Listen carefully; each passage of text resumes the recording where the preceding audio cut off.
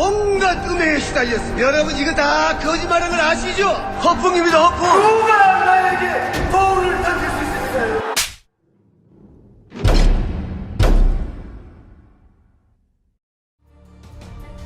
중지가 몇 개냐?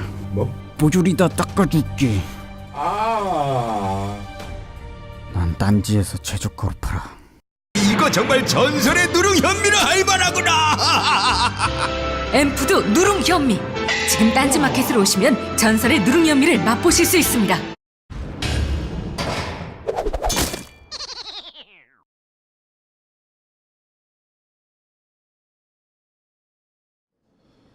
각하 배웅 방송이 아니라 배웅한 방송.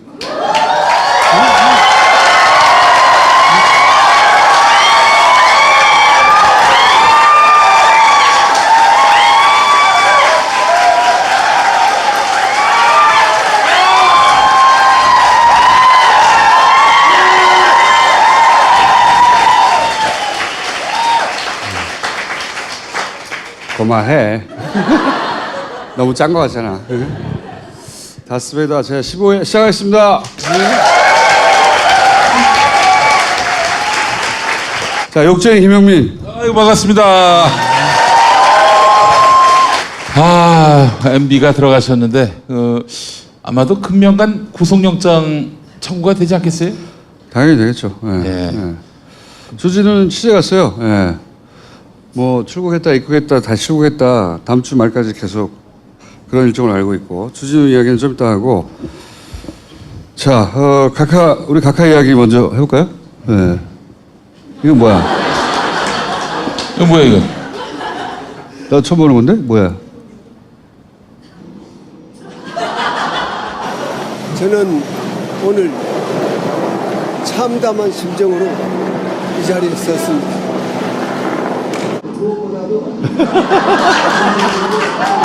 그거 아침에 찍은 거야? 아침에. 심려를 끼쳐드려서 대단히 죄송합니다. 전직 대통령은 역사에서 이번 일로 마지막이 되었으면 합니다. 다시 한번 국민 여러분들에게 죄송스럽다는 말씀을. 말은 왜 하나도 안 나와? 네 조시다라고 했던 것 같은데. 저도 출석 장면 라이브로 봤거든요. 그래서 저희가 이제 원래 큰 일이기 때문에 딴지일보를 투입해서 아무것도 취재할 게 없는 거야. 한편에 수묵화야, 수묵화.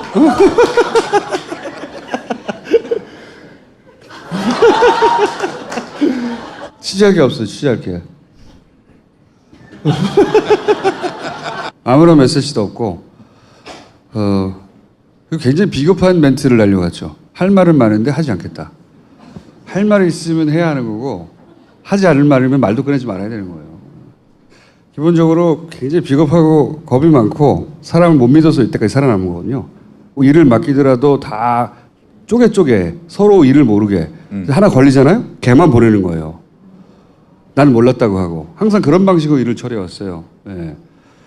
근데 이번에는 한꺼번에 다 걸렸기 때문에 방법이 없는 거지. 모두가 다 걸렸으니까 보낼 방법이 없는 거야. 다 돌아섰기 때문에. 그래서 가는 겁니다 지금. 만약에 한 건만 걸렸다, 그럼 이번에 또 빠져나갔을 거예요. 걔한테 모든 걸 다 뒤집어 씌우고 그 주변 정황을 모두 다 조작하고 또는 뭐 증인을 사고 돈을 주고 해서 빠져나갔을 거예요. 예. 네.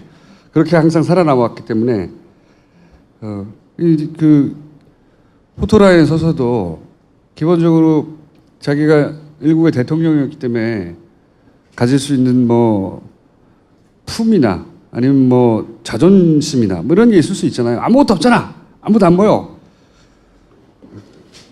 존만이에요.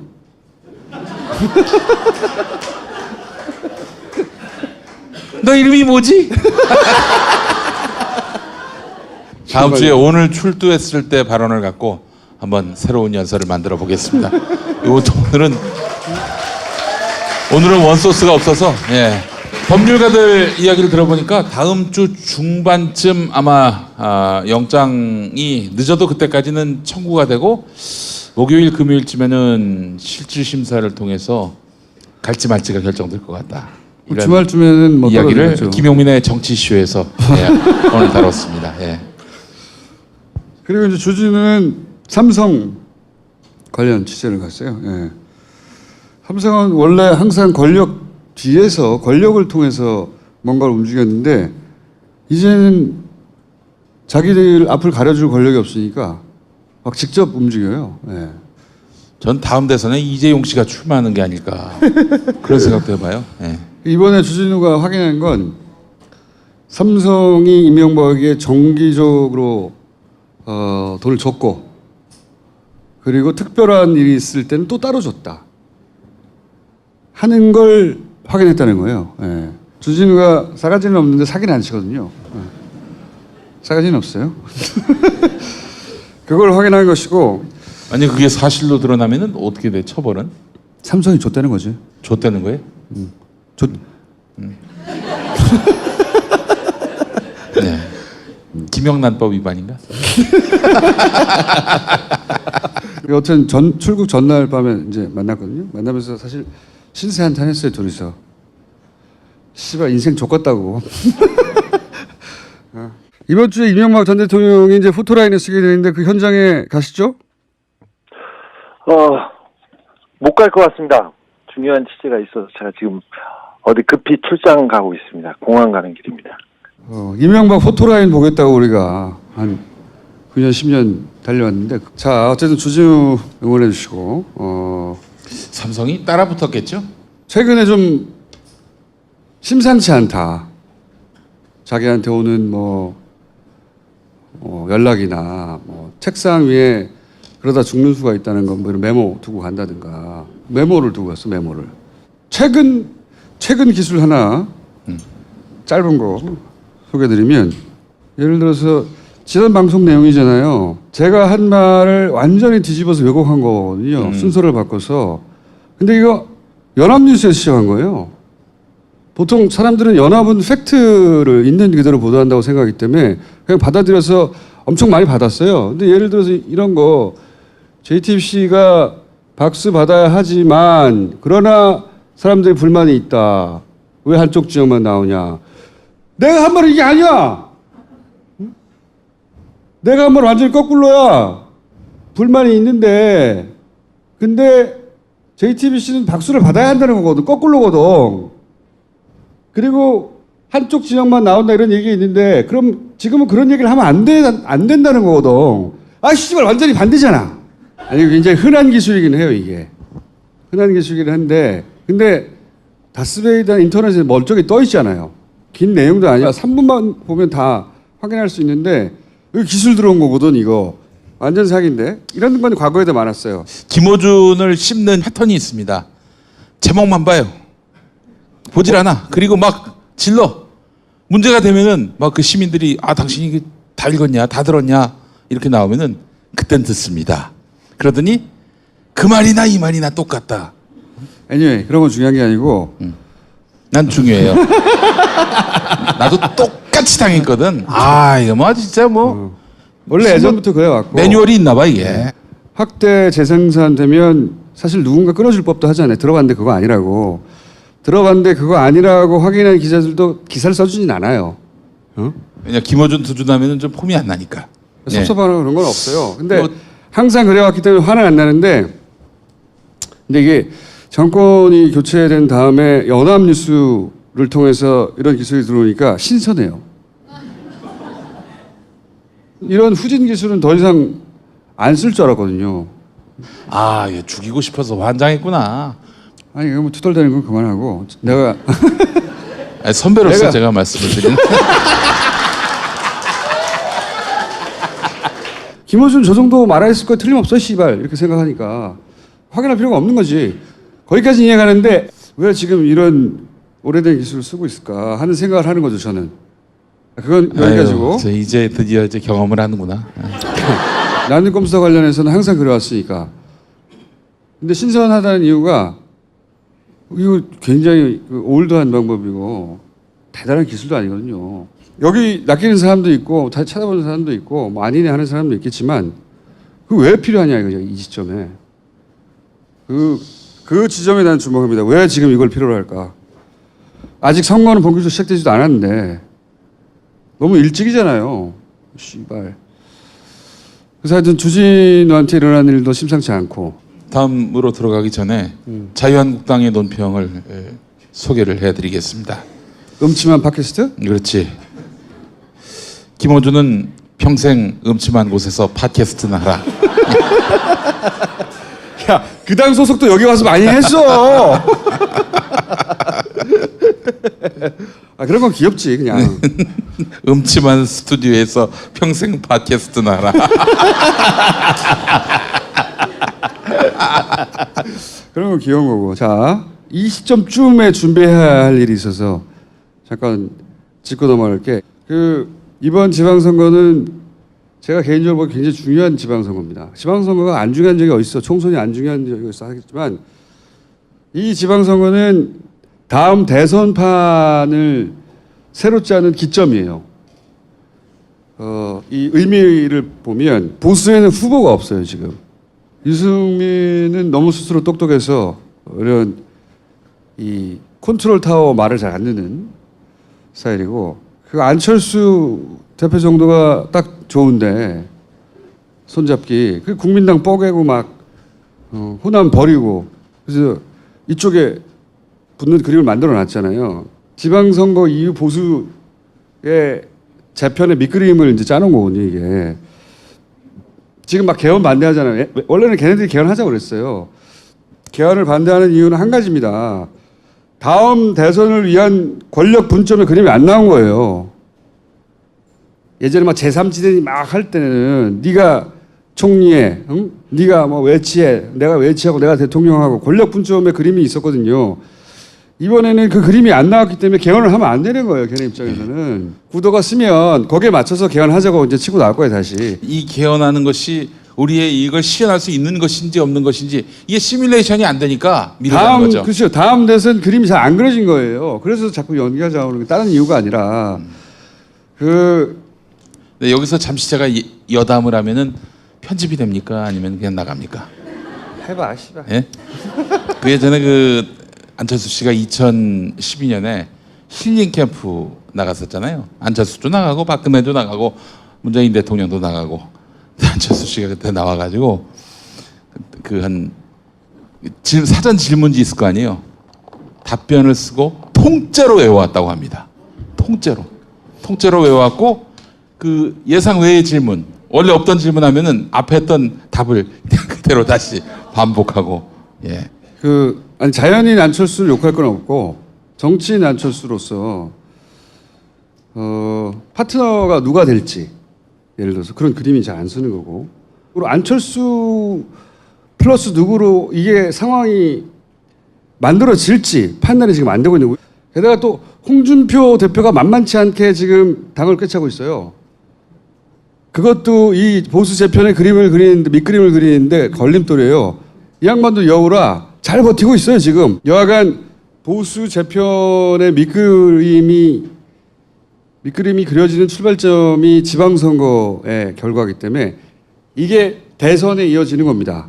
그래서 저 홍준표 지사가 얼마 전에 김경수 민주당 의원한테 너 저 경남지사 출마하지 마라 이렇게 얘기했다는 거예요. 그러니까 경남에서 승리를 해야 자기의 이제 백그라운드 텃밭이 생기는 거죠. 그래서 경남만은 사수하기 위해서 아마 경남 선거를 홍준표는 대표는 생명이 굉장히 끈질긴 사람이에요. 제가 오랫동안 알아왔지만 말은 막하지만 보내기에 힘들어서 판이 잘 안 짜지는 것도 있어요. 그 판을 볼 때 그런 점을 참고하시고 이번 지방선거에서도 그래서 시민이 꼭 필요하다. 너무 일들이 많다 보니 선거 개표 시스템은 아직 아무도 손도 못 대고 건들지도 않고 다 잊어버렸어요. 저는 이번 정부의 이 개표 시스템 꼭 고쳐야 된다고 생각하거든요. 앞으로 남은 4년 동안. 저는 잊지 않고 있습니다. 아직도 그럼 개표 시스템을 못 믿어야 하는 겁니까? 허점이 많이 있어요. 어. 누군가 의지와 인력만 가진다면 그 허점을 파고들 수 있어요. 문재인 정부 모르게. 누군가 알게 하면 그게 되겠냐, 씨발? 그러네 씨발.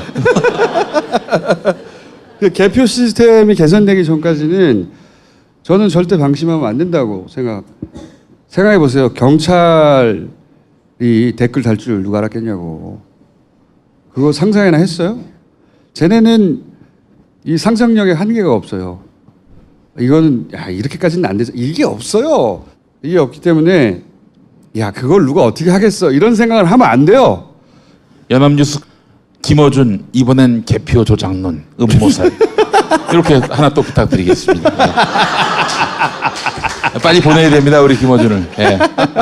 그 공적 수준에서 전혀 논의가 이루어지지 않기 때문에 그 전까지는 몸빵을 해야 하는 거지.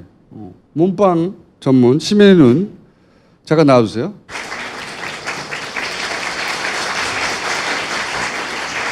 아 이렇게 늙었어요. 아, 예. 왜 이렇게 몸빵아니라고 늙었습니다.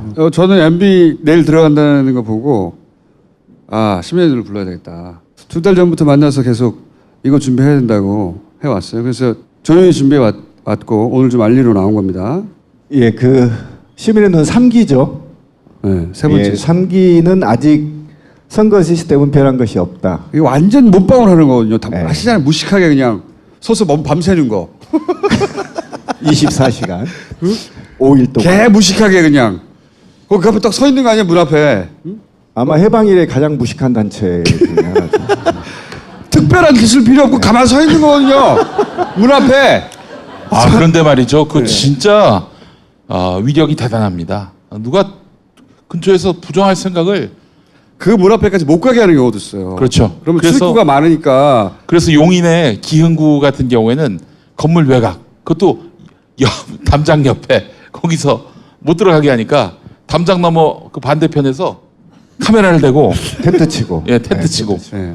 막 싸우기도 하고 그래 막 싸우라고 그랬어요. 그래야 아 이제 미친 놈들 있다 저기. 진짜 미친 짓이라고 난 생각해요. 내가 그 현장을 여러 번 봤기 때문에. 용인 선관위는 춥죠. 매우 굉장히 춥죠. 춥습니다. 산 안에 있어서. 그 용인시청이 산기슭에 있어요.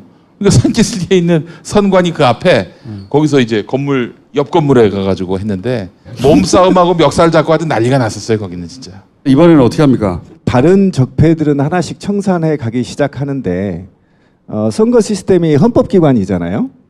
그래서 금단의 영역처럼 느껴졌어요 지금. 또 거기에는 관료주의가 굉장히 깊게 자리 잡고 있습니다. 그래서 저희가 42,000명이 동원돼서 전국 251개 지역을 전부 다 감시했습니다. 단 한 곳도 빼지 않고 다 감시했죠.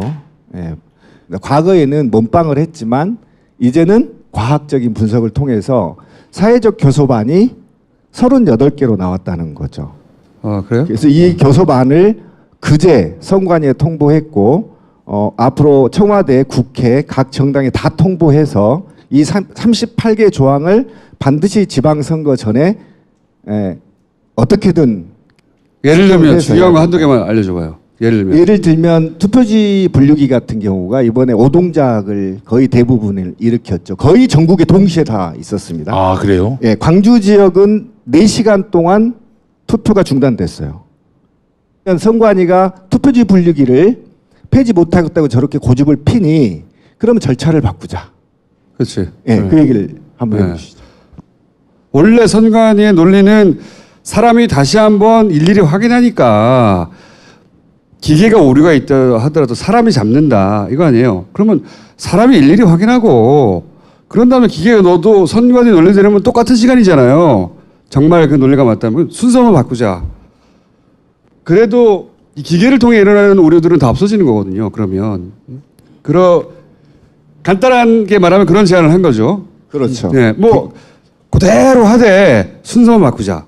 선관위가 이때까지 주장했던 논리대로는 못 바꿀 이유가 없어요.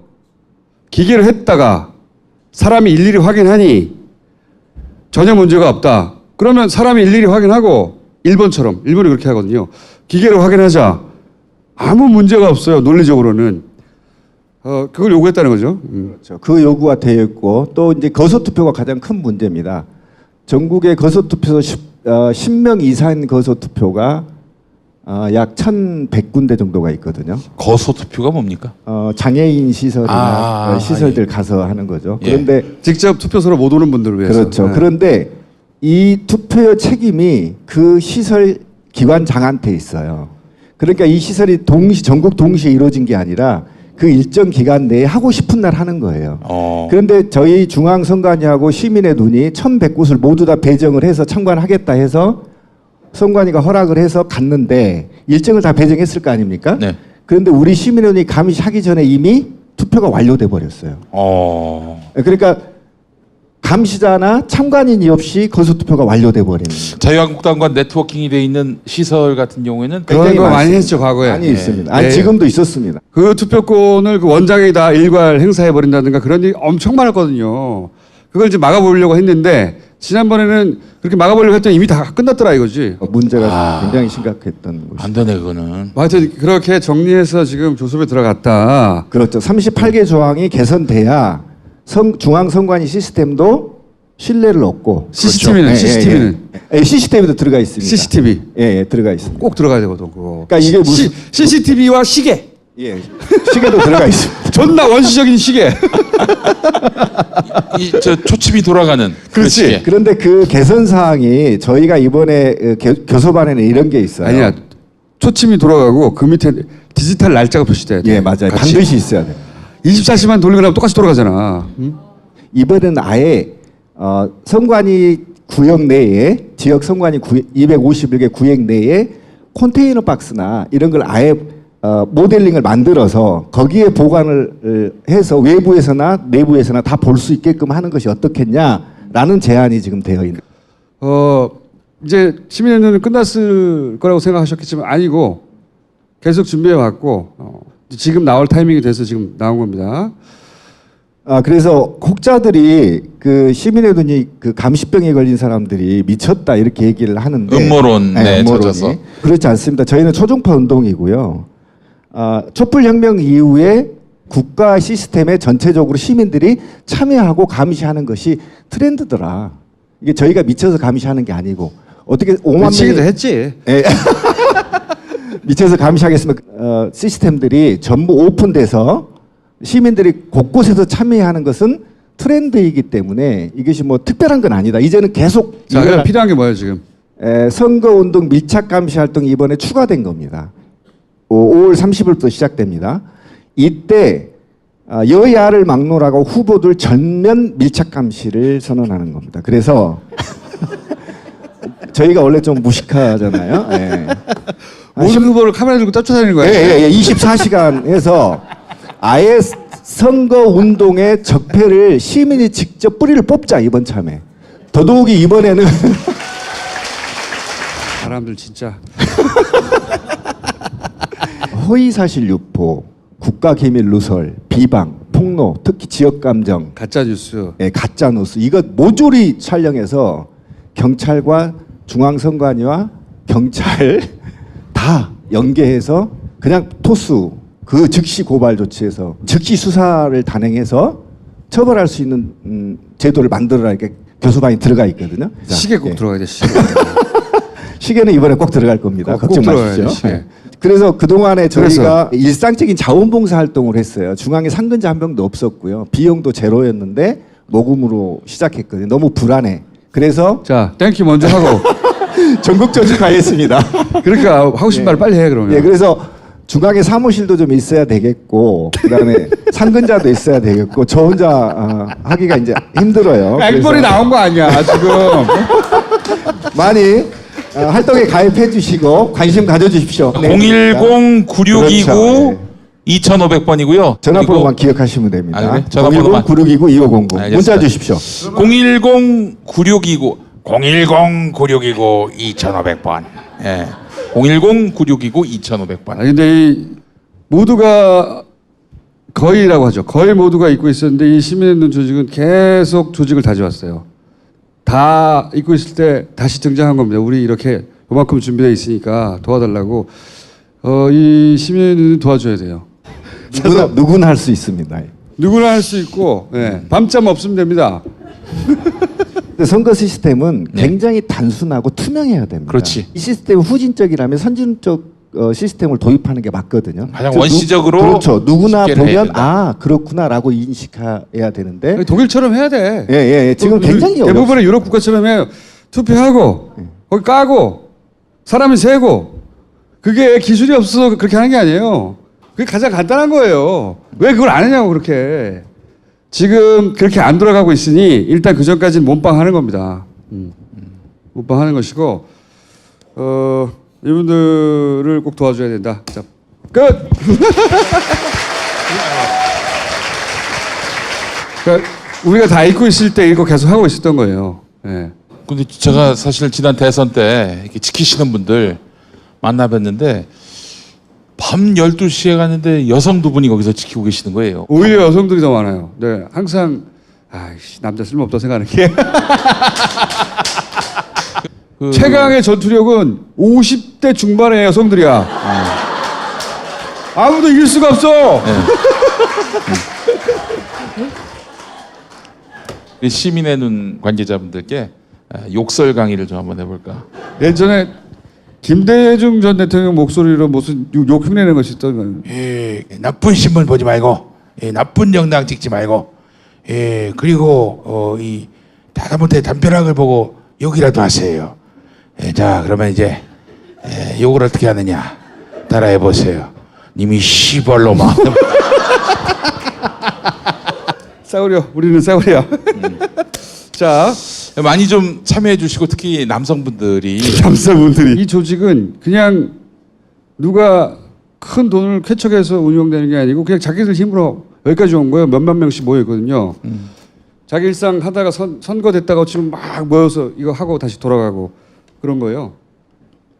도와줘야 됩니다. 자, 1800-9222 정직한 가격에 착한 콜 꽃배달 서비스. 구매 금액의 5%는 어려운 이웃에게 기부됩니다. 1800-9222 착한 콜. 마카 이제 국내에서도 100%로 드실 수 있습니다. 딴지마켓에서 파는 마구마카 남녀노소 모두에게 줬어. PPL 시간이 돌아왔습니다, 여러분. 자, 첫 번째 광고는 엠푸드의 누룽현미. 초등 딸내미가 있는 사장님이 더 잘 먹고 잘 살기 위해 개발한 누룽현미. 네, 여러분 현미 좋은 거 다 아시죠? 당뇨 환자들에게 쌀밥보다는 현미밥이 좋은 이유 잘 아실 겁니다. 영양 만점이기 때문인데요. 자, 맨날 먹는 그 밥이 개밥은 아닌데 자식 잘 먹고 잘 살게 하기 위해 허겁지겁 밥을 먹게 됩니다. 자, 누룽현미 맛이 나는 고소한 누룽현미를 직접 먹어봐야 그 맛을 합니다. 자, 여러분 누룽현미 맛. 우리 육식을 좋아하는 김어준 총수조차도 밥을 안 먹어요. 보니까 같이 밥을 먹어봤는데 이 양반 고기만 먹습니다. 고기만 먹어요. 그래서 어느 날 가보면은 고기만 없고, 고기만 없는 탕수육, 여러분, 소스만 있는 거예요. 소스만. 자, 밥은 절대 안 먹습니다. 자, 육식을 좋아하는 김어준 총수도 유일하게 먹는 곡기는 바로 누룽현미밥입니다. 자, 야근 약사에게 누룽현미는 딴지마켓에서 여러분 누룽현미 많이 사랑해 주시기 바랍니다. 자, 새시대 필수품 케어된 이거 사용해 보신 분 계십니까? 이를 안 닦는 제 아들이 이를 닦기 시작했습니다. 이 닦기 싫으면은 이거 리체의 케어된 4D 전동 칫솔을 강력하게 권합니다. 일상생활에서 바쁘면 치아 관리가 힘들죠. 치과 갈 일이 있더라도 미루고 못 가게 되는 현실, 또 가면 욕먹을까봐, 비난 들을까봐 치과에 못 가는 분들이 많이 계십니다. 평소에 치아 관리 잘하면 그런 걱정 왜 합니까? 케어되는 세상에 없던 기술로 만들어진 전자동 칫솔입니다. 회전과 좌우 운동을 동시에 하는 칫솔모, 치아에 닿는 순간 칫솔모의 회전력에 의해서 자동으로 깊숙한 곳까지 들어갑니다. 치아와 치근 부위에 칫솔모가 닿아서 플러그를 세정해주고 잇몸 마사지까지 해줍니다. 또한 기존 칫솔로는 놓치기 쉬운 치아 사이의 이물질을 쉽게 제거하고 사랑니의 끝부분까지 깔끔하게 세정해줍니다. 자, 어르신부터 어린이까지 남녀노소 누구나 사용이 가능합니다. 세상에 없던 기술, 시대를 앞선 칫솔. 네, 리체의 케어된 4D 전동 칫솔 많은 사랑 부탁드립니다. 매일 아침 10시 5분 103.5MHz 예, SBS 라디오 김용민의 정치쇼 많은 애청 부탁드리겠습니다.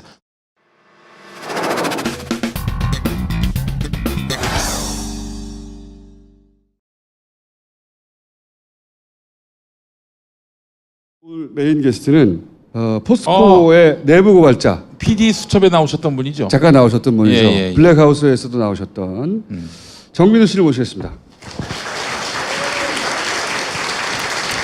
안녕하세요. 반갑습니다. 예. 안녕하세요. 예. 여러분들 처음 와보셨죠? 네, 처음 와봤어요. 그렇겠죠. 네, 정말 많이 오셨네요. 네. 대기업 내부 고발자는 처음인 것 같아요. 네. 포스코. 그러면 저 입사는 언제 하셨습니까? 93년 93년 우리 1월이었어요. 김원준 총수는 잘 기억이 안 나. 94년으로 알고 있는데 맞습니까? 아니야. 포스코 빌딩이 언제 썼죠? 빌딩 선계 96년에 그럼 그때. 아이고 빌딩 후배시구나. 섰을 때 첫 입사했으니까. 곧 나왔지 근데. 오늘 모신 이유가 이제 각하가 들어갔는데 그건 용돈에 불과하고 진짜 공과금 자꾸 말씀드리지만 그 양반 입장에서 공과금 수준이에요. 그 수도요금 100억. 수준에. 100억. 그렇지 100억 공과금이에요. 진짜 드신 거는 아직 털급도 나오지 않았다. 근데 그렇게 해먹은 유형 중에 자원외고 유형 들어봤죠? 또 금융기관을 통해서 우리가 왜 농협 이거 프로토타입이다. 다른 금융기관을 통해서 털어먹었다. 이제 곧 나올 겁니다. 그리고 국내 기업하고 이렇게 거래하는 과정에서 이권을 혹은 돈을 해외에서 받아먹은 거 이런 거 있어요. 그 중에서 기업을 털어먹은 가장 대표적인 케이스가 포스코입니다. 이게 포스코 케이스를 이해하고 연구하면 아 이렇게 해먹었구나. 다른 데서도 이렇게 해먹었겠구나. 그런 유형들을 이해할 수 있다. 근데 그 중에서 가장 생생한 한 건을 PD수첩에서도 했고 그리고 블랙하우스에도 했고 저희도 지난주에 잠깐 다뤘죠. 네. 그 사건을 누구보다 잘 파악하고 있는 내부자시고 그리고 그 외에 다른 건들은 없는가 그리고 그 돈은 어디 갔는가 도대체 그 얘기를 이제 하러 아직 한 번도 공개되지 않은 이야기죠. 그 어디 갔는가 하는 거는 본격적으로 공개되지는 않았어요. 네. 재밌네요. 마적대와 포스코. 마적대 이게 그 포스코 계열사 사장이 나중에 이 이명박이 해먹을 보고 마적대가 해먹었다고 다 덜어먹었다 그렇게 표현했었거든요. 네. 마적대가 와서 다 해먹었. 말로 표현할 수가 없다고 도대체 어떻게 이거? 그 마가 마적대. 할 때 마인가요? 마적대. 감사합니다. 이거 웃어주셔서. 저희는 절대 안 웃어줘가지고. 아니 생각보다 싱크로율이 정말 좋으세요. 자, 포스코는 우리가 저수지 했는데. 아, 네. 제가 늘 말씀드리는 요지예요. 다스는 이명박이 자기 회사를 자기 회사라고 하지 않으면서 대통령의 자리에서 자기 배를 불린 케이스죠. 쉽게 얘기하면. 그렇다면 포스코는 어떤 케이스냐면 자기와 전혀 상관없는 국민 기업이고 출발은 민족 기업이죠. 공기업인 걸로 아는 분들이 많습니다. 문의는 민영 기업이고 실질적인 지배 구조, 기업이 생산하는 제품의 성격 모두가 공기업이에요. 네, 그리고 멤버들 역시 거의 공무원과 비슷한 순한 토끼들이시고요. 아마 제가 포스코 50년 역사에서 최초로 나온 내부 고발자일 겁니다. 네. 그럴 겁니다. 한마디로 크레물린이군요. 크레물린 같은 조직이라고 볼 수도 있는데요. 네. 박태준이라는 분을 아시죠? 예. 그분에 대해서 옛 사위가 미안하다. 고승덕 씨. 그렇죠. 자식이 많다 보면 이상한 애들도 나오게 됩니다.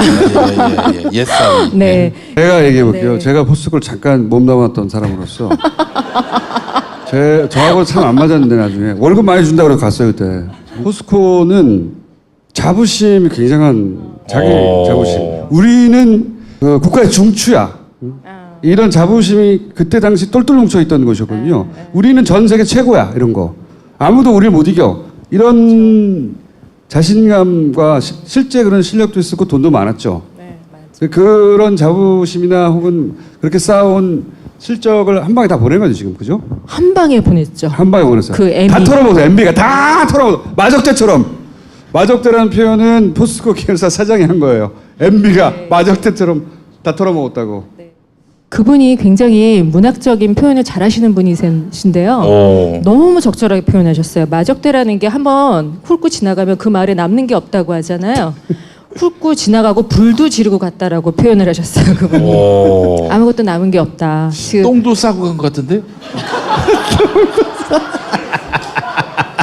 불도 지르고. 죄송합니다. 예. 아니 그 마적대 M을 위시한 그 두목이 와서 불을 다 지르고 간 덕분에 저는 솔직히 제 개인적으로 말씀드리면 포스코라는 틀 안에서 화초처럼 저희 편안하게 잘 살 줄 알았어요. 그리고 어떤 아까 이제 우리 총수님께서 그 말씀하셨는데요. 그게 사실이에요. 그 뭐라고 해야 되지? 우리는 포스코 그 멤버들은 그런 게 있었어요. 우리는 이제 그 대한민국 산업의 중심이고 산업에 그렇게 교육하고 들어갔고 네. 들어가는 순간부터 이제 교육이 막 쏟아져요. 그래서 저는 좀 그런 교육에서는 발이 떨어져 있는 약간의 그런 면에서는 아웃사이더였는데 그래도 저 같은 아웃사이더도 어떤 생각을 갖고 있었냐면 우리는 정말 많은 돈이 있기 때문에 우리가 제대로 된 경영자만 만나면 좀 어마어마한 기업이 될 수 있다, 성장할 수 있다라는 그런 자신감이 있었어요. 근데 정준양 말년이 되니까 회사에 돈이 없대요. 정준양이 누군지 간단하게 브리핑해 드릴게요. 정준양은 포스코 박태준 회장부터 쭉 이어진 회장 중에 가장 양아치스러운 사람입니다. 한마디로. 그 혀를 낼링거리는 모습을 보면 M하고 비슷해요. 이렇게. 네, 네. 그래서 저희 포스코 정말 그 말씀을 하셨어요. 언제 포토타임을 잡아야 될지 모르겠다. 맨날 혀를 낼름거리고 있어가지고 그 정도로 천박스러운 그런 사람이었는데 그런 사람이 이제 M에게 초이스를 받죠. M은 포스코를 너무 잘 알았어요. 많이 아시는 것처럼 그 M의 그 재산의 시작이 되는 도곡동 땅을 포스코에서 사주죠. 아, 그렇죠. 예. 포스코 김만재 회장 때 M이 직접 와서 부탁한다라고 그 국정감사 문서에 다 나오죠. 이건 제가 드리는 얘기가 아니라 국정감사 문서에 나오는 얘기들입니다. 그랬던 포스코 M은 또 포항 출신이잖아요. 자기 고향에 있는 기업이고 어릴 때부터 내 고향은 오사카다. 저 오사카 상이시죠. 어떻게 그게 오사카 상이 우리 대통령이 됐는지도 참 의아스러운 일이지만 그분이 아마 그분 입장에서 모든 걸 보면은 일은 명쾌한 것 같아요. 포스코가 어떤 데인지 너무 잘 알고 저 안에 돈이 많이 있다는 것도 너무 잘 알고 그리고 그분은 돈을 너무너무 좋아하는 사람이잖아요. 저 돈을 내가 마음대로 쓰려면 회장만 내가 알아서 초이스해서 넣으면 모든 게 끝나는 거예요. 근데 그때 또 박태준이라는 분은 그 창업자예요. 포스코의 창업자. 그분도 이제는 나이 들어서 힘이 없고 그 상태에서 정준영이라는 사람을 MB가 자기 또 하나의 집사가 있어요. 박영준. 그저께 소환되셨죠? 예, 지식경제부 차관 지냈고 이상득의 15년 보좌관 지낸. 박영준 그분을 그런 식으로 소환하면 안 돼요. 그분은 정말 제대로 들어가셔야 될 분이고요. 오늘 우리 M께서 소환되셨잖아요. 저는 정말 개인적으로 너무 기쁜 게 그분이 슬기로운 감방 생활을 죽을 때까지 하셨으면 좋겠다라고 생각해요. 왜 제가 이런 생각을 하는지는 오늘 이제 설명드리는 한 케이스만 보셔도 이거는 한 케이스거든요. 이런 케이스가 포스코 안에 수십 개가 있습니다. 그래서 그분께서는 큰 플랜을 잡으시고 자기 말을 잘 들을 수 있는 흠결이 무지 많은 양아치 같은 정준양을 박영준을 통해서 포스코 회장으로 만듭니다. 흠결이 없으면은 지멋대로 할 수가 있어요. 통제가 안 돼. 왜냐면 난 깨끗하니까. 난 뭐 털어서 나올 게 없으니까. 근데 흠결이 많은, 약점이 많은 사람을 갖다 앉혀야 핸들링이 가능하기 때문에. 아, 그래서 양아치를. 예, 정주영 씨 이 방송 보면 저 고소하겠네요. 고소해! 현피 한번 뜨자고. 어? 저기 포항에서. 자, 네. 돈을 다 빼먹었다. 네네네. 자, 요 사건을 간단하게 설명해 주죠. 3조라는 건데 MB가 2008년 2월에 대통이 됩니다. 그때부터 포스코는 희한하게 대우 계열사들을 계속 매입하는 걸 진행해요. 대우 계열사 매입이요. 그 전에 M&A를 했었습니까, 포스코가? 그 전에 포스코는 M&A에 대해서 굉장히 보수적인 기업이에요. 철강이라는 산업 자체가 예. 중후장대 산업이기 때문에 포스코는 항상 보수적이었어요. 항상. 예, 모든 게. 모든 면에서 보수적이에요. 네. 총수님 말씀이 맞으시고요. 굉장히 보수적이고 그래서 저도 굉장히 적응하기 힘들었어요. 쉽지 저는 않았습니다. 어떻겠습니까? 여기는 감옥인가? 네, 진짜 그런 면이 있어요. 네. 진짜 그렇죠. 사람을 쫙 옥죄면서 트레이닝을 시키는 그런 곳이죠. 근데 2008년에 무슨 일을 하냐면 그때 회장이었던 이구택 회장이 대우조선 해양을 인수 검토하면서 포스코 안에 있는 실탄을 점검을 해요. 그래서 이동희 재무담당 본부장이 보고하기를 지금 당장 현금이 8조고 2, 3일 내에 현금화할 수 있는 게 5조, 13조입니다라고 얘기를 해요. 2008년에 기업 안에 13조의 돈을 갖고 있는 기업은 정말 없었을 거예요. 지금도 있을까요? 쉽지 않죠. 네. 네, 돈은 더 많았어요. 정준영 첫해, 둘째, 셋째에는 영업이익이 매년 5조 이상씩 났어요. 5조 이상. 언카운터블한 상황이에요. 어떤 돈이 날아가는지. 자, 여기서 지금 총수님 얘기하시는 산토스 CMI하고 EPC 에퀴터스에 대해서 간략하게 얘기를 드릴게요. 네. 산토스 CMI하고 EPC 에퀴터스를 포스코가 아니라 포스코 건설한테 사게 해요. 보통 비리를 저지를 때 몸통이 저지르는 일도 있지만 새끼한테 저지르게 하는 거예요. 그게 패턴입니다. 산토스 CMI 인수 검토했던 담당자들은 100억도 안 되고 이거 도저히 가치가 없는 회사다. 이 회사는 에콰도르에 있어요. 참 멀리 있죠. 에콰도르. 이거를 인수하면 안 된다라고 포스코 건설 이사회에 보고하고 첫 번째는 부결됐어요. 근데 다음에 위에서 떨어지는 거예요. 800억의 인수회. 금액이 떨어지고 그런 오더가 오면 밑에 사람들은 더 이상 토를 달지 않아요. 진행합니다. 그래서 포스코 건설 혼자 들어가지 않아요. 포스코 엔지니어링이라고 대우 엔지니어링을 인수한 게 있어요. 이 둘이 산토스를 산다라고 했는데 이사회에는 그것만 올렸는데 결과적으로 보니까 800억에 산다고 했는데 산토스에는 250억. EPC라는 회사를 이사회 보고도 안 했던 회사를 550억에 샀어요. 사실은 EPC를 산다고 했었어야 되는 거지. 그러죠. 실제로는. 그러죠. 네. EPC가 왜 중요하냐? 자, 산토스라는 회사가 있고 EPC는 옆에 붙어 있는 완벽한 페이퍼 컴퍼니예요. 산토스는 에콰도르 회사고 EPC는 영국 법인입니다. 근데 이 사는 과정에 굉장한 일이 생기죠. 살 때 무슨 일이 생기냐면은 800억에 사잖아요, 둘을. 300억을 수수료로 EPC에 쏘아요. 보통 이런 기업 거래에는 수수료가 있어요. 근데 에버리지 5%고 많아야 8%예요. 근데 800억에 300억이 수수료면 이게 몇 프로입니까? 그런 경우가 더 가깝죠. 있습니까? 그렇죠. 이거는 있을 수가 없지. 있을 수 없는 일이죠. 절대로. 아니 무슨 저기 수입 인지 가격이 뭐 이게 몸통의 가격보다 수수료가 300억이면 산토스 CMI 가격보다 비싼 거야.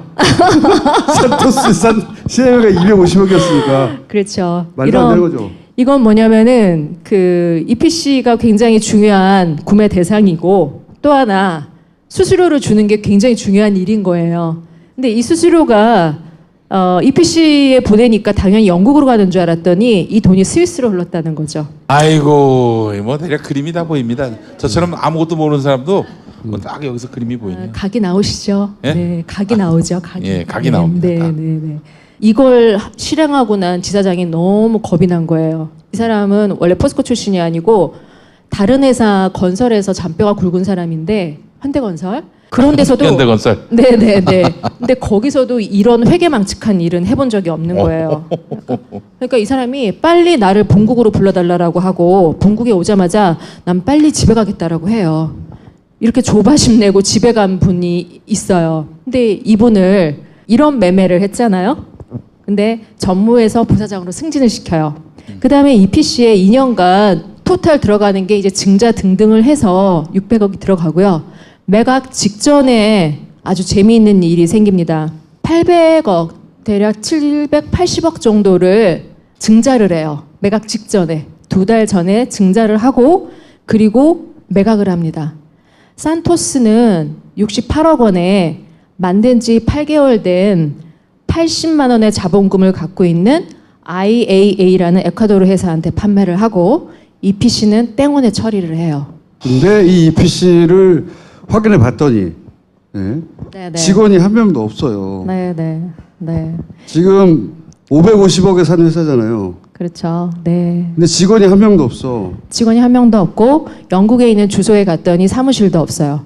주소만 렌탈해서 빌려주는 그런 형태로 있는 완벽한 페이퍼 컴퍼니인데 재미있는 것은 거기에 2년간 600억, 팔기 전에 800억을 투자한 거예요. 네네네. 그러면은 총 얼마를 투자를 했고 나중에 받은 건 팔아서 받은 건 얼마나 됩니까? 네. 간단하게. 네, 토털리 들어간 건 산토스와 EPC의 재무제표상에 드러난 돈만 1,800억 원이 들어가요. 1,800억. 네. 네. 그리고 처리한 가격은 68억 원. 1,700억 원 이상이 손실이 나는 거예요. 아니, 사라진 거야. 예? 사라진 거라고. 사라진 거지, 사라진 거. 네. 손실을 본 게 아니라 사라진 거지. 그렇죠. 누군가가 잘 드셨겠죠. MB라고 생각하면 안 됩니까? MB가 지주머니에 넣었다. 네. 그렇게 생각하면 안 됩니까? 네네. 분명히 어. 그렇게 추론이 되죠. 그분이 아닌다면은 이 큰 판을 이렇게 돌릴 수가 없어요. 네. 왜냐하면 포스코가 산토스를 사기 전에 있었던 일들이 있어요. MB맨인 최슈중이 에콰도르에 떠서 그게 2009년 6월쯤 됐을 거예요. 그 잠시 최시중 성대모사를.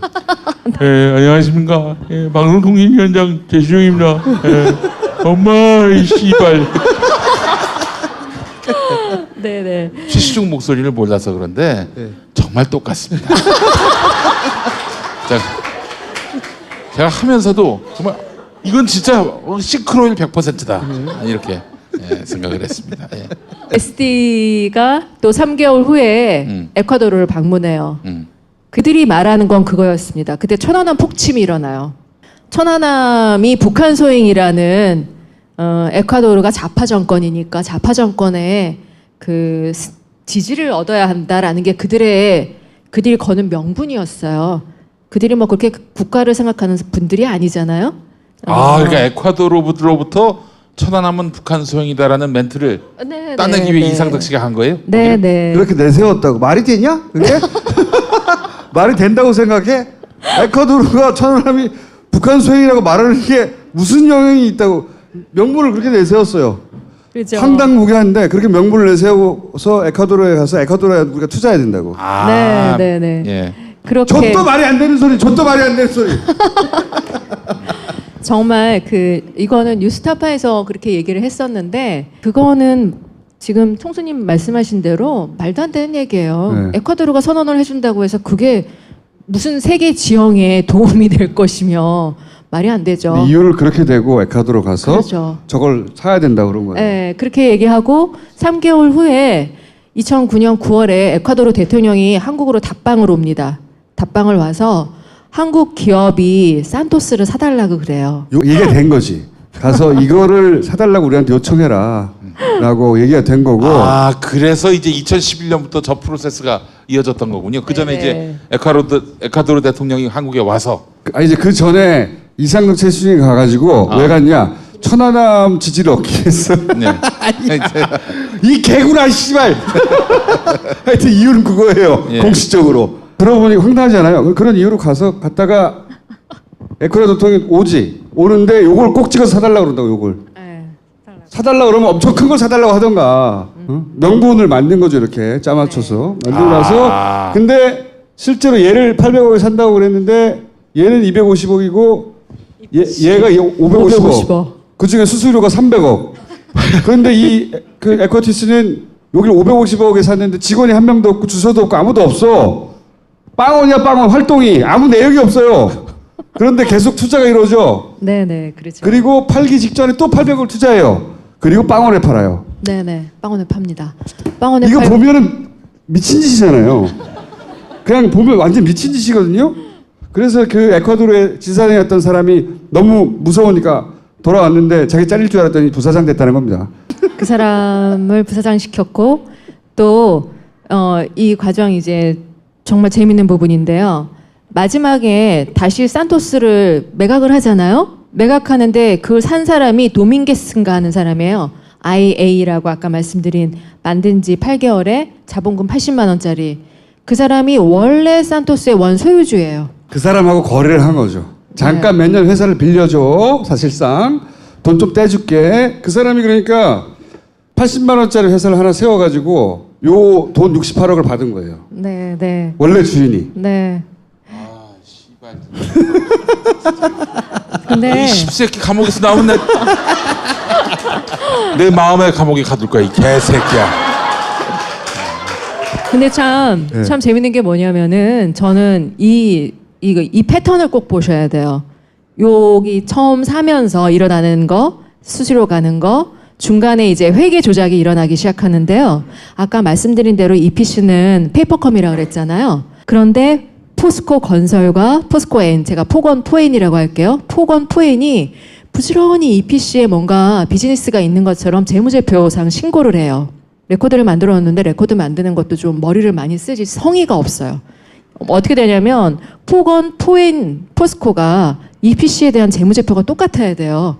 각자 중구난방으로 만들고 포엔은 2013년과 12년과 13년에 EPC 손실을 마이너스 1,100만 원으로 2년 연속 똑같은 숫자를 집어넣어놔요. 그리고 팔 때도 웬만하면 다른 사람 구해서 플레이를 해야 되잖아요.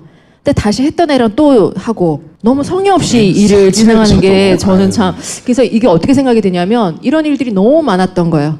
너무 많으니까 아니 사기를 쳐도 좀 성실하게 사기를 쳐야지. 이 씨발 그런 사기 칠 게 너무 많았던 거예요. 아 이게 수사가 된 적이 없었습니까? 지금까지 수사된 적 없고요. PD수첩 방송 지난달 말이죠. 28일 날 방송하고서 3월 2일 날 바로 고발장을 넣었어요. 이 고발장이라는 건 솔직히 사정기관이 자신 있게 움직이도록 퍼포먼스를 해주는 거거든요. 밖에서 이제 돕는 퍼포먼스를 했죠. M은 그렇게 스케일이 작은 분이 아니에요. 아까 우리 총수님 그 얘기하셨죠? 국내 뇌물 100억? 이분한테 100억은 껌도 아니에요. 껌도 근데도 아닙니다. 뭐 그 삼성이 소송 비용 대납해서 40억 중에 30억 됐고 10억 남았는데 그거는 10억까지 있잖아. 오라고. 예. 작은 돈, 큰 돈들을 다 공평하게 대하셔서 그런 거야. 단 한 푼도 허투루 보시지 않고 그런 거지. 하지만 사이즈가 작은 푼돈이라고 진짜로. 공과금이야 공과금. 그 10억 정도면은 바닥에 떨어진 한 10원 동전 정도의 의미겠네요. 하지만 MB한테는. 반드시 허리를 굽혀 주무셔. 이분의 스케일대로 오픈을 해드려야 돼요. 이분의 스케일대로. 그러면 정말 포스코에서 나와야 돼요. 이분이 얼마나 스케일이 크신지는. 낱낱하게 모든 자료가 있으니까요. 이것만 해도 1,000억이 넘는데 이제 MB가 다 먹은 거라고 드러나면 MB는 뭐 사실 이제 근데 재미있는 건요. 산토스에 나온 금액 요거지만 포스코 건설에서 산토스에 계속 운영 자금이라는 걸 보내줬어요. 아하, 예. 그게 솔직히 최소 1,000억대예요. 최소 1,000억이고. 또 더블. 그렇죠. 내부자는 3,000억이라는 얘기를 하기도 해요. 그거는 낱낱하게 확인을 해봐야 되는 거니까 산토스 에콰도르의 본사를 가지고만 그 정도고요. 더 중요한 거는 에미 산토스와 EPC를 왜 들여다봤을까요? 얘네들의 네트워크가 필요한 거예요. 산토스는 에콰도르에 본사가 있지만 중남미에 지사가 쫙 뻗어 있는 곳이에요. 거기서 더 큰 일들이 진행이 됩니다. 그거는 지금 브라질 사정당국이 3말 4초에 오픈하실 거예요. 저는 3말 4초. 예. 요 말씀 뭐냐면 중남미 전체에 지사가 있대요.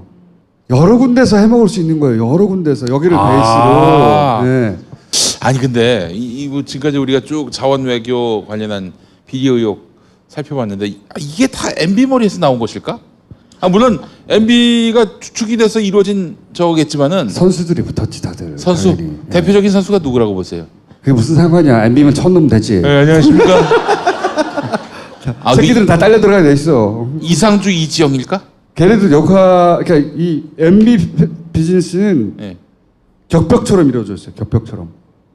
제가 지금까지 경험한 바에 의하면 요쪽 덩어리는 얘네만 알고 저쪽 덩어리는 얘네만 알고 그런데 그중에 거의 유일하게 왔다 갔다 하는 케이스가 이지영. 해외에서 돈을 모아야 될 거 아니에요. 어딘가로. 그렇죠. 그렇죠. 그리고 삼성과의 거래는 저는 이상주 사회를 의심합니다. 예.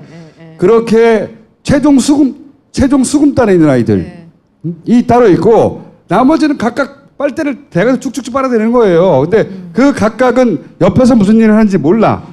제가 여태까지 알기로는. 이지영을 반드시 잡아서 어떻게 하려고? 족칠 거야 이 새끼야. 이지영이 이 집안의 브레인이죠. 이 집안의 브레인이고 지금 총수님 얘기하신 대로 각 거점별로 거점 우두머리를 뒀을 거예요. 그리고 당연히 이게 MB가 마스터시고 그 밑에 조직화된 팀이 움직이는 거죠. 그거는 최순실에서도 패턴이 똑같아요. MB 패턴과 최순실 패턴이 똑같아요. 최순실은 너무 구멍가게처럼 했고요. 최순실도 팀이 있어요. 여기는 글로벌하게 했어요. 글로벌하게 제대로. 재밌는 얘기 해드릴게요. 포스코에서는 이게 투자 실패다 뭐 그런 식으로 변명을 하죠. 그럼 투자 실패였다면은 그 관계된 사람들이 다 거기에 따른 응당의 책임을 져야 되잖아요. 예. 관계된 사람들 모두 다 승진을 했습니다. 모두 다. 초기에 했던 조땡땡, 윤땡땡 다 승진했고요. 그들은 저는 조땡땡으로 들었습니다. 깜짝 놀랐습니다. 예. 자, 조땡땡, 윤땡땡은 다음에 포스코의 부사장, 계열사 사장으로 다 승진들을 해요. 승진들을 하고 그 중에 한 명은 포스코로 복귀할 때 유독 산토스 자료만 다 챙겨서 갔다는 게 비서의 증언이에요. 그 정도로 괴로웠던 아이템이고 관리해야 되는 아이템이기도 한 거예요. 너무 티나게 해서. 너무 티나게 했기 때문에 또 이렇게 오픈이 된 거고 전체 패턴이 다 나온 거고요. 그리고 또 하나 중요한 인물이죠. 전땡땡이라고 있으세요. 전땡땡이 이분은 대우인터 인수, 성진지오텍 인수, 정준양이 했던 그 말도 안 되는, 그러니까 쉽게 얘기하면 10원짜리 기업을 1,000원에 사는 거예요. 그 인수를 다 했던 사람이거든요. 이런 사람 만약에 정상적인 기업이라면 어떻게 해야 돼요? 집에 보내야죠. 그리고 구상권도 청구해야 돼요. 그렇죠. 근데 이 사람은 어떻게 하냐면은 전땡땡은 그 2015년 검찰 수사는 뭐 이렇게 말씀드리면 뭐하는데 우병우의 대표적인 기획수사예요. 우병우 라인이. 최윤수가 우병우 라인이라는 건 다 아시잖아요. 최윤수 국정원 기조실장인가요? 네, 국정원 2차장 했죠. 2차장, 네. 그 전에 중앙지검 3차장을 해요. 우병우, 최윤수, 그 밑에 특수부장 조땡땡. 요 라인이 대표적으로 이거 이렇게 얘기가 너무 깊어지니까 그냥 쓱 갈게요. 그때 정준양과 함께 세트로 들어간 게 전땡땡이에요. 갔는데 전땡땡과 정준양이 수사를 그렇게 거지같이 하고 기획수사로 끝냈는데 무슨 제대로 된 결과가 나오겠어요. 그러니까 2심까지 무죄가 나왔어요. 작년에. 그랬는데 전땡땡을 바로 포스코 폭언에 자문으로 발령을 내는 거예요. 자문만 돼도 최소 2억대 이상의 연봉이 나와요. 그죠. 그런데 이 전땡땡을 최근에 권어준 현 회장이 어떤 식으로 발령을 내냐면 한국철강협회라고 있어요. 철강협회. 우리나라 철강협회 회원사들이 다 모이는, 그러니까 한국철강의 얼굴과 같은 역할을 하는 그 자리에 전무로 발령을 내요. 전땡땡을. 이런 말도 안 되는 일들이 계속 일어나고 있는 게 정준양, 권어준의 9년이에요. 그럼 이건 뭐냐면 이 사람들은 위에서 오다 내린 대로 충실하게 역할 잘한 사람들, 그에 따라서 보상받은 사람들이라고 봐야죠. 그 외에 이제 말씀하셨다시피 하나가 아니라 해외 투자를 70건 정도 했는데 절반 정도가 이런 식의 자원 관련이고 네네. 그 외에 이런 산토스들이 엄청 많다는 겁니다. 아, 엄청나게. 네. 네? 그걸 통해서 비슷한 구조로 돈 다 빼먹은 거죠. 네네. 그래서 이렇게 튼튼했던 돈이 많던 포스코가 거덜이 난 거예요. 네. 돈이 없죠 요즘. 돈 없죠. 돈 없어서 그 작년에만 해도 지금 뭐 실적 좋다라고 얘기를 하는데요. 그 우량 채권들 자산들을 팔았어요. 그 KB 같은 경우 그런 주식들은 포스코 미래를 위해서 둬야 되는 거예요. 그런 거 매각하고 하면서 액수를 올려놓으면 뭐 하겠어요. 그리고 수많은 빌딩들을 팔았어요. 그 빌딩도 제값을 받고 팔면 아무 말 안 하죠. 자, 정준영 때는 10원짜리 기업을 1,000원에 산다고 말씀드렸잖아요. 권오준 시절에는 쉽게 말씀드릴게요. 1,000원짜리를 10원에 팔아요. 공정하지 않은 거래들은 다 들여다봐야 되는 거고요. 조만간 저희는 또 고발을 할 겁니다. 포스코 건설 송도 사옥 매각이에요. 송도 사옥 매각은 MB부터 시작해서 최순실 박근혜까지 이어지는 게이트예요. 나중에 다시 기회가 되면 말씀드리고요. 지금 요것만 말씀드릴게요. 해외 투자 70건이라는 건 뭐냐면요. 권오준이 회장되고 어떤 일을 하냐면 우리가 주의해야 될 해외 투자 아이템들. 권오준도 같은 라인이에요. 예. 예. 네. 70건 정도 리스트를 추려요. 이게 정말 세서는 안 될 아이템인 그 자료였는데 실수를 한 거예요. 순간 게이트가 열렸고 저는 우연하게 그걸 봤죠. 근데 그 중에 물론 자료도 갖고 있었어요. 제일 안타까운 게 그걸 들고 나오지 못했다는 게 지금 참 안타까워요. 제 머리에만 있죠.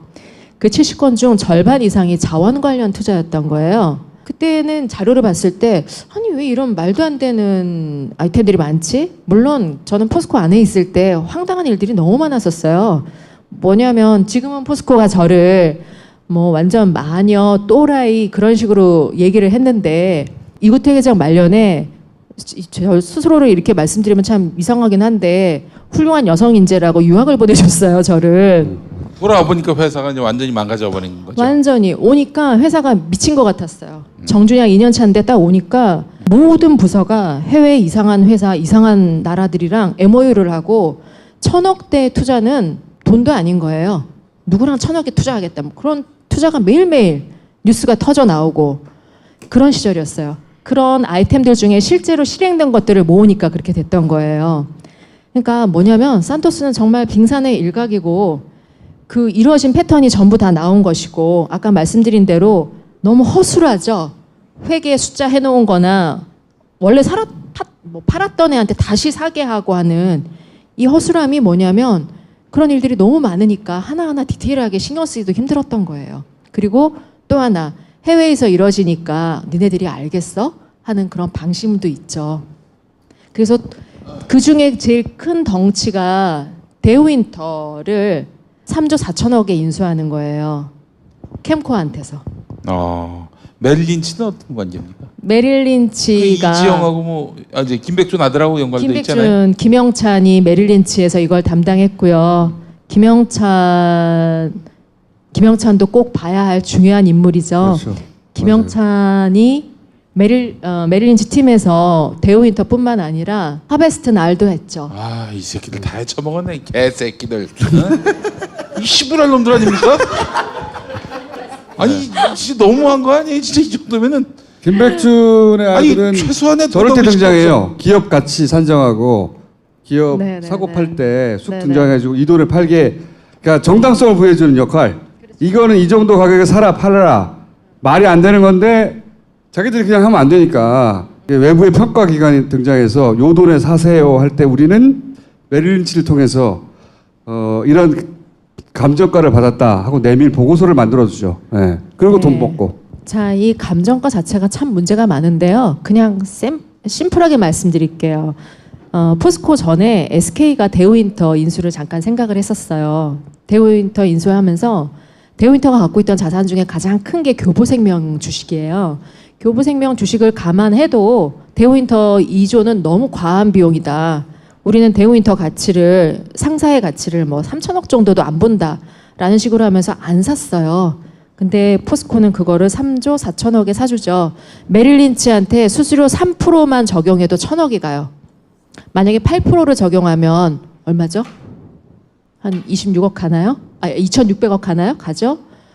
그런 수수료가 가죠. 근데 이렇게 큰 거래는 뒤에 이명 계약이 있기 때문에 수수료가 얼마 갔는지 알 수가 없어요. 그거는 계약서를 까봐야지 알 수 있는 일입니다. 자, 아까 말씀하신 거고 네네. 돈을 해먹는 방식이 이제 네. 10원짜리 이게 어쨌든 90원 어디 간 거죠. 네, 그리고 그렇죠. 여기도 90원이 또 어디로 사라진 거죠. 네네. 자, MBSD 박영준. 정준현과 권호준은 MBSD 박영준 키즈죠. 애매 키즈들이고 오늘 아주 재밌는 제보가 하나 들어왔어요. 저희가 늘 쫓고 있던 거였는데 박영준의 사무실이 대치동 포스코 센터 안에 있다. 어떤 기자분이 제보가 왔는데 그때 박영준 사무실이 센터에 들어올 때 계약했던 계약서가 있다라고 얘기를 하시더라고요. 이게 뭐냐면 아예 MB 지부를 포스코 센터 하나 차려놓은 거예요. 얼마나 할 게 많았으면 지부까지 넣었는지는 모르겠지만 늘 그 기사를 저희가 언뜻 본 적이 있었어요. 그래서 기사가 사라졌죠. 그럼 누군가가 갖고 있을 텐데 했는데 드디어 그 계약서가 나왔고 MB 시절에 포스코 센터 안에 MB 지부가 있었다라는 게 증명이 됐다라고 말씀드릴 수 있을 것 같아요. 엄청나게 해먹었고 포스코그룹이 이 50조 정도 날아갔다는 겁니까? 총 합쳐보면? 네네네. 사라진 금액이 50조는 될 거다. 네네네. 네. 2007년 말에 포스코 차입금, 그러니까 대출금이 5조 4천억인데 2011년에 29조로 늘어요. 24조 늘죠. 포스코 자체가 현금이 돌고 있는. 자, 이게 포스코가 광자공이나 석유공이나 어디죠? 가스공하고 비교할 수 없는 MB 자원외교의 몸통이었다는 게 뭐냐면 만약에 그런 공기업처럼 자원만 하는 기업이었으면 이미 문 닫았어요. 근데 철강업이라고 하는 사업이 비즈니스가 기본이 있잖아요. 계속 현금이 돌기 때문에 이렇게 엄청난 돈이 나갔음에도 불구하고 껍데기를 유지하고 있는 상황이에요. 근데 저 안이 얼마나 굶어 터졌는지는 얼마나 많은 돈이 나갔는지는 이 타이틀대로 언카운터블이죠. 어마어마하게 해먹었고 자 현재 이런 사실들이 터지면서 현재 포스코 내부 반응은 어때요? 직원들은 솔직히 저부터 그런 생각을 했죠. 그 많던 돈은 다 어디 갔을까. 그리고 권호준 회장이 들어왔을 때 박근혜가 아무리 닭 같은 여자라 하더라도 자기 아버지가 만든 회사니까 포스코에 대해서 진정성이 있을 거라고 믿었어요. 그래도 포스코에 대해서는 저 여자가 뭔가 하겠지. 그리고 저 여자가 권호준을 만든 줄 알았더니 그 멍청한 여자는 자기 아버지 회사에 회장 세우는 것도 아무런 권호준이 들어가는지도 모르고 있었어요. 그럼 권호준을 세운 사람은 누구냐라는 부분이겠죠. 단순히 최순실이 아니에요. 최순실이 그런 말을 합니다. 자기 측근에게, 자기 신복에게 내가 만든 공기업 인사 중에 권호준이 최악이다라는 얘기를 했다는 거예요. 왜 최악? 최순실이요? 네. 아니 최순실이 최악의 인사라고 하면 말도 안 거 아닙니까? 자기 말을 안 들었다는 거지. 네, 자기 말을 안 듣는다는 게 뭐냐면요. 쟤는 지 거를 해먹는다고 정신이 없었다라는 얘기를 했대요. 근데 직계가 아니라 이제 이어져 내려온 그렇죠. 해먹는 라인을 계속 타고 있었던 거죠. 그렇죠. 그 비즈니스를 계속한 브라더예요. 응? 브라더라고 봐야죠. 도감청은 뭡니까? 도감청은 뭐냐면 지금 포스코가 어떤 상황이냐면 우리 북한의 5호 담당자면 그런 얘기 하잖아요. 그럴 정도로 직원들을 철저하게 감시를 한다는 거예요. 내부 고발을 못하게. 네, 그러니까 내부에서 정보가 절대 못 새나가게. 물론 제 역할도 컸어요. 제가 들고 나오는 바람에 안을 얼어붙게 만들었죠. 얼어붙게. 그래서 이런 분위기가 된 거에 대해서 좀 저는 솔직히 저희 동료 선후배들한테 미안한 마음도 있어요. 그렇지만 저 도둑질을 계속 보고 있을 수가 없죠. 아니 어떻게 포스코는 MB 정권이 아직도 계속되고 있습니까? MB 사람들이 그대로 있으니까 계속 되고 있죠. 또 지금 뭐 네. 정부가 나서서 이 주무르기엔 또 민간 기업의 허울을 또 쓰고 있는 것이고. 네, 민간 기업의 허울을 쓰고 있기 때문에 지금 우리 문정부는 절차와 그 정당성을 굉장히 중시하시잖아요. 그래서 이걸 정리해 줄 수 있는 곳은 언론이 나서 주셔야 돼요. 언론이 나서 주셔야 되는데 지금 포스코는 그 언론 광고비에서 5대 메이저예요. 포스코가 무슨 소비재 기업도 아님에도 불구하고 광고비 5대 메이저로 꼽힌다는 건 굉장히 문제가 크죠. 그러니 언론이 포스코에 대해서는 보도를 하지 않는다고 말씀을 드릴게요. 이것도 포스코가 만든 겁니까? 캔이요? 캔. 아, 이게 알루미늄 캔이죠? 예. 아니에요. 요 얘기를 잠깐 드리면 네이버 사실 이 포스코 문제에 관심을 집중적으로 가진 곳이 그렇게 많지 않아요. PD수첩에서 다뤘는데 다뤘다는 걸 몰라요, 사람들이. 원래 이제 모든 프로그램을 챙겨볼 수 없으니까 사람들은 시간이 지나면 그날의 검색어나 그 다음에 뉴스나 그 프로그램이 일으킨 파장 이런 걸 접하고 다시 확인하잖아요. 근데 포스코 굉장히 충격적인 사건이잖아요. 명백하고 충격적인 사건인데 PD수첩이 포스코 2천억과 MB 형제라는 제목의 아주 꼼꼼하게 탐사 취재된 PD수첩 방송을 합니다. 근데 이거 방송을 본 사람이 거의 없어요. 왜? 그 다음날 아침에 포스코를 치면 포스코 홍보 기사가 공격적인 경영, 화재 피해 어쩌고, 광주 화성의 스틸하우스 저소득층 가정에 어쩌고저쩌고 쭉 기사가 안 나! 알고 보니까 포스코가 이거를 기사를 밀어낸 거예요. 기사를 밀어낸 거예요. 그러니까 포스코 쳐도 한두 페이지를 쳐도 안 나오니까 묻힌 거죠. 포털에 묻어버린 거죠. 자, 그것 좀 얘기해 주세요. 네. 대기업, 포스코 같은 네. 대기업이 네이버를 네. 어떻게 관리하는지. 네, 어떻게 하는지 이제 예산부터 말씀을 드릴게요. 연간 예산을 포털에 배정을 해요. 언론사에 배정하듯이 똑같이 포털에 배정을 하고, 그리고 PD수첩 같은 경우는 포스코에서 엄청 신경을 썼겠죠. 근데 PD수첩은 까딱을 안 한 거예요. 왜냐하면 PD수첩의 그 멤버들 역시 MB에게 엄청난 피해를 받은 사람들이잖아요. 그러니까 그런 거에 개인적으로 최송 사장님부터 시작해서 그 흔들릴 여지가 없었어요. 그래서 제가 MBC PD수첩을 택했고 최고의 전문가들로 세팅을 해달라고 요청을 드렸었어요. 그러면 이렇게 큰 건이 나오면 포스코는 어떻게 하냐면 이 단발건으로 또 네이버와 얘기를 합니다. 기사를 빼주는 광고. 기사를 빼준다기보다 이걸 방관하게 하는 거겠죠. 자, 그러면서 포스코는 또 어떤 준비를 하냐면 지금 총수님 얘기하신 이 낱낱이 기사들이 있죠. 이걸 실탄을 준비해 놓는 거예요. 왜냐하면 포스코로 딱 쳤을 때 첫 화면에 PD수첩의 기사가 안 떠야 돼요. 뒷면으로 넘어가게 해야 되니까 실탄 기사들을 준비해 놓고, 그리고 파트너들이 있죠. 이런 거 잘 받아주는 파트너들한테 보내고, 그 파트너들은 거기에 상응해서 또 광고비를 받겠죠.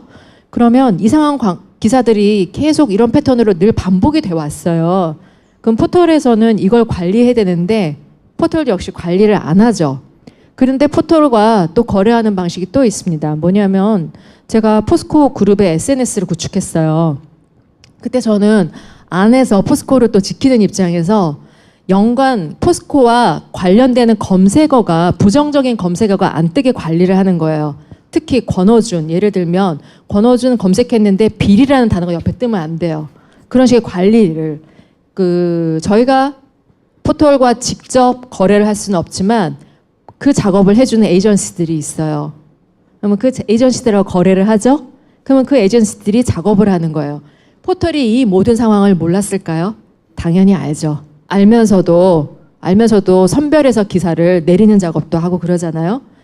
아예 관리를 안 할 거면 구글처럼 손 놓고 있던지 그런 것도 아니면서 본인들이 취사 선택은 또 하죠. 그럼 취사 선택을 할 거면 이런 이상한 플레이를 하는 매체들 자기 포털에 등록시키면 안 되는 거예요. 뭔가 정확한 매체 관리 기준을 갖고 있다던가 그런 것도 아니면서 광고비는 광고비대로 받고 포털의 힘으로 이상한 기사들을 막 보여주고. 그중에서 또 만약에 포스코가 예를 들어서 현 정부에 타격을 주는 뉴스였다면 재빨리 골라놔서 딱 알렸을 거예요. 오페. 이게 아무리 쏟아져도. 그러니까 자기들은 알고 있거든요. 알고 있는데 모른 척할 땐 모른 척하고 필요할 땐 끄집어내서 올리고 몰랐다고 해도 아예 몰랐다고 하면 자격이 없는 거예요. 지들이 이런 중요한 포스코 관련 뉴스가 터졌는데 화재 피해 어쩌고 스틸하우스 어쩌고 이런 뉴스같이 밸류를 측정할 수 없다는 거잖아. 자기들은. 그러면 골라서 올릴 수 있는 기본적인 자격이 없는 거거든요. 몰라도 안 되는 거고요. 알았으면 더 큰 문제인 거고요. 알았지 그때 당연히. 여기도 이제 네이버가 등장한다 이거예요. 예. 한마디로. 네. 예. 포스코의 역대급 양아치 정준양이 이제 회장이 될 때 안철수 사회이사는 정준양 이 사람 좋은 사람이다. 희망입니다. 그런 말은 꼭 안 했지만 그 굉장히 지지했던 것으로 알고 있습니다. 굉장히 중요한 질문이시고요. 그 참 재밌는 게 뭐냐면요. 포스코를 들여다보면 우리나라 주요 정치인들, 수구부패인들의 정체와 그들 간의 역학관계, 권력관계가 굉장히 낱낱이 보여요. 그건 나중에 제가 시간 되면 말씀드릴 기회가 있으면 말씀드릴게요. 안철수가 그때 이사회, 포스코 이사회 멤버였고 사회이사였어요. 그때 멤버에 박원순 서울시장도 계셨어요. 두 분의 행보가 굉장히 대비되니까 제가 말씀드릴게요. 2008년 2월이었죠. 그때 회장을 선임하는 이사회가 열려요. 후보를 확정해서 주총에 올려야 되니까 주총 안건 이사회가 열리는데 당시 회장이었던 이구택이 원래 회장은 그러면 안 되는데 자기는 정준양을 지지한다고 얘기를 한 거예요. 압박을 받아서? 그렇죠. 압박을 받았으니까 네가 확실하게 역할해라고 얘기 들었겠죠. 그러니까 이사회에서 저는 정준양을 지지한다라고 얘기를 하고 정준양과 경합을 했던 윤석만 당시 사장은 자기가 박영준한테 물러나라는 그리고 이동조라는 포스코에 도시락 납품하던 업체가 있어요. 도시락 납품하던 업체가 박영준의 오랜 스폰이에요. 그러다 보니까 이 사람이 정준양 시절에는 아주 엄청난 사람이 됩니다. 압박을 받았다는 걸 오픈을 해요. 그런 어수선한 상황에서 되니까 정준양 쪽으로 표가 안 몰리죠. 박원순 사회이사하고 허성관이라고 참여정부 때 행정부 장관. 행정자치부 장관 하셨던 분이죠. 예. 그분들은 끝까지 우리는 찬성 못하겠다고 했는데 우리의 그 안철수는 실망입니다. 그만 좀 괴롭히십시오. 네. 첫 번째, 두 번째 진행이 안 되니까 세 번째는 안철수가 오케이를 한 거예요. 그래서 정준양이 4대2로 회장 후보로 확정이 됐어요. 안철수가 그때 끝까지 버텼으면 안 됐을 거예요. 그리고 나서 그 후의 행보가 더 가관입니다. 2008년에 이제 정준양, 죄송합니다. 2009년이었어요. 2009년 2월 27일 주총에서 이제 정준양이 회장이 돼요. 그리고 나서 박원순 시장은 사회사를 사퇴해요. 사퇴하고 허성관 이분의 행적은 제가 좀 기억이 안 나네요. 안철수 사회이사는 어떻게 되냐면 그 다음에 2010년에 포스코 이사회 의장이 돼요. 의장. 네. 그런데 그럼 안철수가 포스코 이사회 의장일 때 포스코에서는 어떤 일들이 일어나냐. 아까 말씀드린 대우인터 3조 4천억 원 매입, 성진지오텍 부채 비율 1600%의 회사를 1600억에 삽니다. 그리고 계속 증자를 해서 지금까지 성진지오텍에 들어간 돈이 1조예요. 그리고 이 썩은 회사를 우량회사에 집어넣어서 거기서 직원을 1100명 이상 잘라내는 상황이 되고 상장 폐지도 됐어요. 아이고, 야, 이 양반 큰일 날 양반이네. 네, 그런 회사가 다 인수 승인을 안철수님께서 다 방망이를 두드려 주셨어요. 여기에 대해서 그때 우리 대선 때 문제 제기를, 왜냐하면 포스코라는 기업의 이사회 의장으로서 안철수가 하는 행보를 보면 이 사람의 색깔이 다 나와요. 그 MB 시절에 포스코 이사회 의장이 됐다? 과연 이 사람은 그때 그 M과 등등과 관련이 없다라고 얘기할 수 있나요? 그럼 제가 MB 아바타입니까? 그리고 거기에 대해서 한 번도 제대로 된 해명을 한 적이 없어요. 그 중요한 의사결정을 다 했고, 그렇죠? 그 이사회 그분에 대한 자세한 얘기는 너무 많지만 큰 것만 말씀드릴게요. 그런 분이 대선에 나왔다. 그래서 그때 모 의원이 안철수 네거티브 공격을 하셨죠. 포스코 이사회 의장일 때 당신이 했던 일에 대해서 해명해라. 박범계 의원이. 예. 네, 박범계 의원이 하셨어요. 그래서 어땠냐면 포항에서는 박범계 의원의 인기가 치솟았어요. 정말 치솟았어요. 저분이 포스코를 제대로 아는구나. 저분이 뭔가 해주시겠구나. 근데 요즘 조용하셔가지고 굉장히 실망들이 많으세요. 솔직히 말씀드려서. 그때 그렇게 소리 지르더니 왜 지금 아무 말도 안 하고 있는 거야.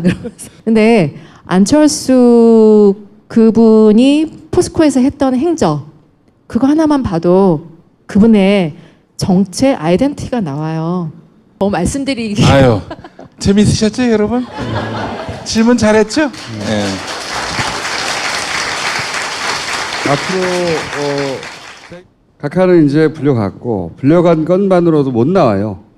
못 나오는데 불려간 건의 액수들은 공과금 수준의 완전 진짜 공과금. 예? 공과금도 안 된다 사실은. 우리 공과금 부담스럽잖아요. 각하한테는 이거는 정말 잔돈이에요. 잔돈이고 진짜 돈은 하나도 안 나왔는데 진짜 돈의 줄기 한 줄기 큰 줄기가 포스코에 있는 겁니다. 진짜 묻어둔 돈에 대한 이야기를 앞으로 이제 계속해 나갈 텐데 오늘 굉장히 재밌었고요. 왜냐하면 그 내부에 있던 사람이 나와서 이런 얘기를 하는 것과 주진우나 뭐 저가 어떻게 모아가지고 하는 얘기와는 완전히 또 다르거든요. 우리는 모아서 껍데기를 모아서 이거 이상하지 않냐고 하는데 여기는 내부에서 나온 이야기니까 굉장히 흥미진진한 얘기가 요거 앞으로 한 2, 3회 더 하실 수 있죠 내용이? 이거는 끝도 없이 스토리가 있어요. 왜냐하면 저희 모 사장께서 그 얘기를 하셨어요. 그들은 무한 식탐을 가지고 있다. 무한 식탐? 식탐이라고 얘기를 하셨는데 네. 그게 솔직히 저는 이해가 안 됐고 제가 이 얘기를 해드리면 또 이해가 잘 되실 것 같아요. 국정원 얘기를 해드릴게요. 네. 국정원의 아주 에이스인 분이세요. 이분이 MB 초창기 때 청와대 들어간 거예요. 청와대 멤버들은 이제 국정원에서 오고 다 오잖아요. 이분은 굉장히 그러니까 스탠다드한 공무원이었던 거예요. 근데 자기 상사들이라고 있는 사람들, 비서관이니 이런 사람들이 하는 짓이 도저히 참을 수가 없었던 거예요. 참을 수가 없어서 다시 국정원으로 돌아가겠다고 신청을 해요. 공무원들이 그러는 법이 없어요. 청와대 가는 건 그 사람들한테 굉장한 영전이에요. 돌아 나오면 다시 승진이 보장되는 거거든요. 그러면서 이 사람이 저한테 얘기해 준 겁니다. 정준양 당시 포스코 회장을 불러서 만나자고 해서 얘기를 하는데 자기가 그런 얘기를 해줬대요. 청와대 이러이러한 놈들이 계속 당신한테 뭐를 요구하고 지시를 할 거다. 따르지 말아라 라고 얘기했대요. 이 공무원 입장에서 보니 얘네들은 나란 일을 하러 들어온 게 아니라 돈을 털러 들어온 애들이었다는 거죠. 근데 이분이 간과한 게 있어요. 정준양은 걔네들의 똘마니예요. 똘마니를 데려놓은 애인데 그걸 모르셨던 거죠. 모르고 너무 안타까운 마음에 정준양이 그 얘기를 하신 거예요. 저는 속으로 멍하고 그런 사례가 있었어요. 이거는 청와대 안에서 MB 정부 초창기 때 일을 했던 국정원 멤버의 얘기예요. 그리고 이 자원외교를 왜 MB가 내세웠는지. 자원은 사기치기 최고의 아이템이에요. 특히 해외 자원. 그 차원에서 많이 관심 가져주셨으면 좋겠습니다. 자, 오늘 이렇게 길게 여러 방송 여러 군데 안 되지만 짧게 출연하셨지만 얘기를 쭉 들어보니까 앞으로 이분이 자주 나올 것 같죠? 네. 자주 모실 겁니다. 오늘 첫 맛배기였고요. 박수 부탁드립니다.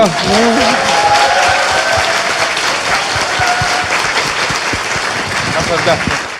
공부를 시키는 건지 감금을 시키는 건지 내쫓아진 애들도 있다. 유별난 책임감으로 가르치는 학원. 다들 집에 가면 공부는 안 하잖아요. 주신 게임 아카데미. 한 달로 불만족 시 수강료를 전액 환불합니다.